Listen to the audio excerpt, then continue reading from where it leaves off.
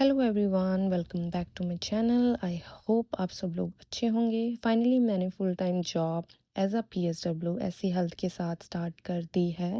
और आज के इस वीडियो में मैं आपको अपनी ओरिएंटेशन और फर्स्ट डे ट्रेनिंग का कंप्लीट एक्सपीरियंस शेयर करूंगी। सबसे पहले बात करते हैं मेरी ओरिएंटेशन की। लास्ट वीक मेरी ओरिएंटेशन थी जहां हमने एससी हेल्थ की हिस्ट्री, पॉलिसीज़, वर्क प्रोसेस और इम्पोर्टेंट गाइडलाइंस के बारे में डिटेल में बताया गया। मेरी ओरिएंटेशन मार्कम में थी और मैं पहली बार इतनी दूर अकेली ड्राइव करके गई थी, इसलिए थोड़ा नर्वस फील हो रहा था। सच कहूँ तो मैंने ऐसी हेल्थ के बारे में पहले ज़्यादा रिसर्च नहीं की थी, क्योंकि मैंने बहुत जगह अप्लाई किया हुआ था और टाइम नहीं मिला। लेकिन ओरिएंटेशन अटेंड करने के बाद मुझे कंपनी के बारे में काफ़ी अच्छा फील हुआ। मुझे पता चला कि कंपनी अपने एम्प्लॉयज़ को काफ़ी बेनिफिट्स देती है और सपोर्ट सिस्टम भी स्ट्रॉन्ग है। ओरिएंटेशन की स्टार्टिंग इंट्रोडक्शन से होती है। सब अपना शॉर्ट इंट्रोडक्शन देते हैं। उसके बाद हमें एक डिटेल्ड बुकलेट दी गई फॉर न्यू हायर्स, जिसमें सारी इंपॉर्टेंट इन्फॉर्मेशन होती है, क्या प्रोसेस होगा, कैसे होगा और कौन से मोबाइल डिवाइसेस यूज़ करने हैं। हर कंपनी का अपना डिवाइस और ऐप्स होते हैं, तो इनिशियली मुझे थोड़ा कंफ्यूजिंग लगा क्योंकि मैंने पहले कभी इंडिपेंडेंटली पीएसडब्ल्यू का काम नहीं किया था। लेकिन उन्होंने हमें एक ही बात बोली, ट्रस्ट प्रोसेस और धीरे धीरे सब क्लियर हो जाएगा। डॉक्यूमेंट्स की बात करूँ तो ऑनेस्टली मैं डॉक्यूमेंट्स अरेंज करते वक्त काफ़ी परेशान हुई थी। बार बार कुछ ना कुछ एडिशनल डॉक्यूमेंट्स की रिक्वायरमेंट आ रही थी। मैंने पहले अपने रिक्रूटर को सारे डॉक्यूमेंट्स ऑनलाइन सबमिट कर दिए थे, लेकिन फिर भी फॉलोअप्स चल रहे थे। इंपॉर्टेंट डॉक्यूमेंट्स में vulnerable sector check, immunisation record, PSW certificate और अगर आप ड्राइव करते हो तो ऑटो इंश्योरेंस और जी2 लाइसेंस, ये सब मैंडेटरी थे। स्टैंडर्ड फर्स्ट एड भी मैंडेटरी था, जो मेरे पास नहीं था, तो मुझे वो खुद पे करके लेना पड़ा।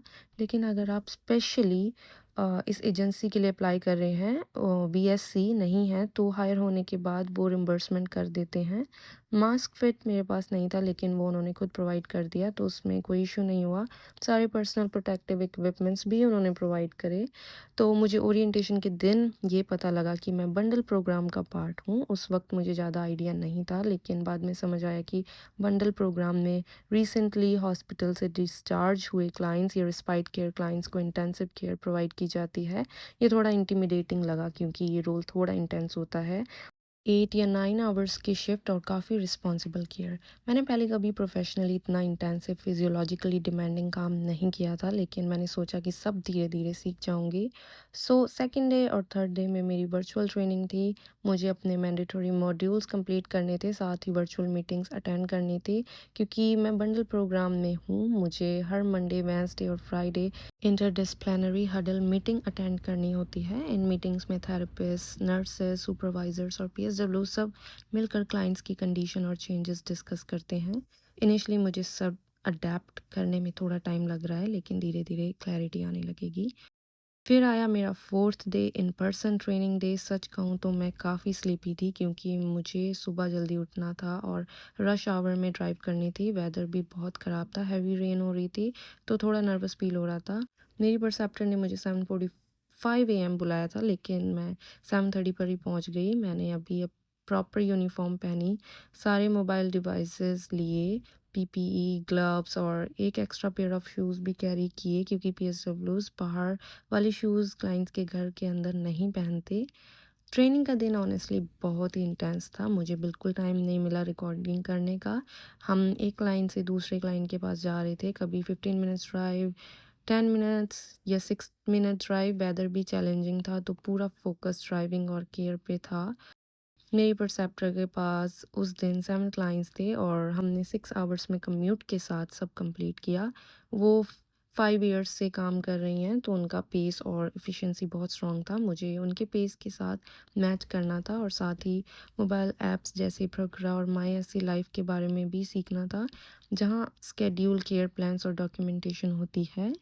ट्रेनिंग के बाद जब मैं कार में बैठी, तब मैं बस पूरा दिन रिवाइंड कर रही थी, क्या सीखा, क्या ऑब्ज़र्व किया और मंडे से जब मुझे इंडिपेंडेंटली काम करना होगा तो कैसे मैनेज करूँगी।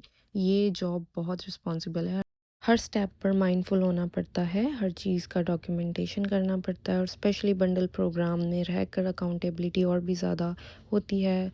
अब जब मेरा इंडिपेंडेंट स्केड्यूल स्टार्ट होगा, मेरा होम टू होम पैटर्न नहीं होगा, मुझे एक ही लोकेशन पर 9 या 10 आवर्स की शिफ्ट मिलेगी जब थोड़ा स्टेबल होगा। मैं आप लोगों को ज़रूर अपडेट करती रहूँगी कि मेरा एक्सपीरियंस आगे कैसा रहता है। फ़िलहाल के लिए सो फार सब अच्छा चल रहा है। मैं धीरे-धीरे अडैप्ट कर रही हूँ और इन न्यू जर्नी को एम्ब्रेस कर रही हूँ। सो या guys, that was it for the video. Thank you so much for watching. मैं आपको अपना एक्सपीरियंस आगे भी अपडेट करती रहूँगी और मिलते हैं नेक्स्ट वीडियो में। Thank you.